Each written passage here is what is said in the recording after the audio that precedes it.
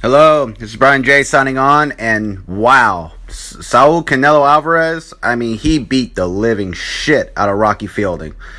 Yeah, man, he just kept hitting him with left hooks to the liver, left hooks to the body. He was from the opening round, the opening bell. He kept hitting him with left hooks, and Saul Canelo Alvarez, he kept hitting him with that beautiful Mexican left hook to the liver.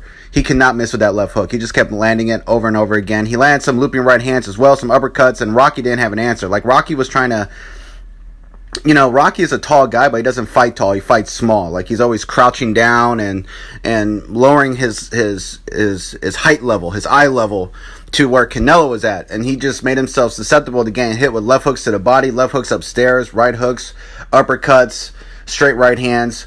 Rocky didn't have an answer, and Rocky, I'll be honest, Rocky looked like a bum in this fight, man. Rocky Fielding looked like a bum. This was an easy fight for Canelo Alvarez, which is why Canelo took this fight, on a 2-month notice. After having a hard fight against Gennady Golovkin, Canelo took this fight, as a way for him to debut on DAZN. There was no way he was going to lose this fight because Rocky didn't have any type of skill set whatsoever to deal with Canelo. Rocky is a long distance kind of mid-range fighter, but he's a traditional European fighter. He doesn't have any skill set beyond how he was raised to fight as a boxer in the UK and Liverpool. So, he's just not that good. But Canelo just destroyed him. Canelo was on another level tonight. He was fighting a guy he was supposed to beat, and he destroyed him. He did what he was supposed to do. This was a big debut for DAZN. Sold out arena, Madison Square Garden, and I gotta tell you, look, I know that Oscar De La Hoya is a piece of shit, and he's a scumbag, but, De La Hoya, he just showed Eddie Hearn how to do a fucking promotion. He just showed, Eddie Hearn how to promote a fight and how to sell out an arena in the United States of America on DAZN.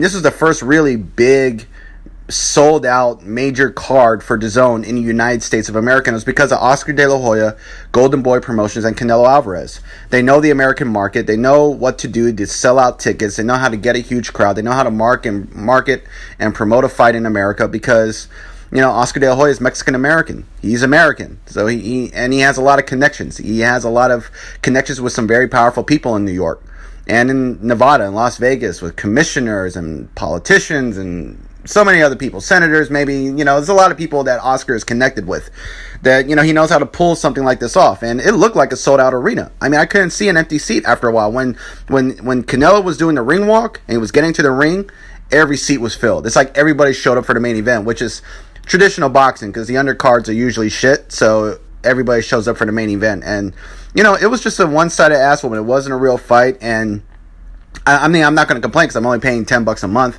I'm not paying pay-per-view. I'm not paying extra to see this shit at a bar. I saw this at home. I was just eating food, drinking water, drinking juice or whatever.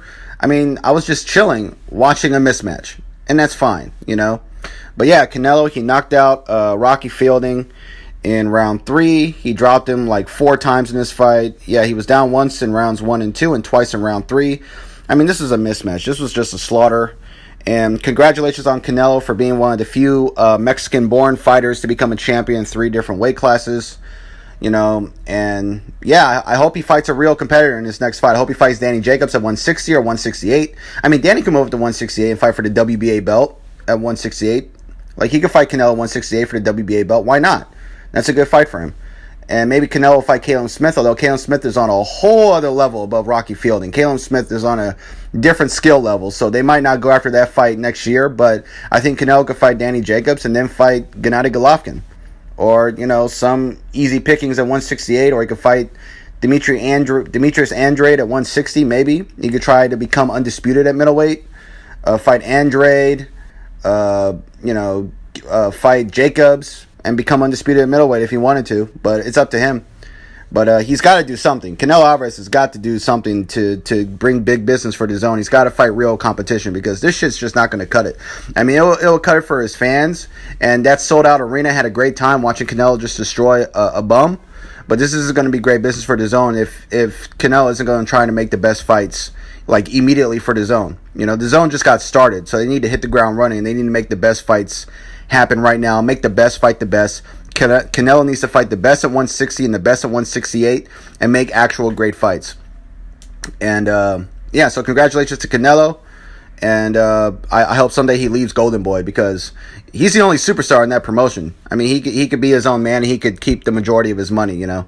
But that's just my thoughts on it. So congratulations to Canelo, and this is a good night of boxing. This is Brian J. signing off for now.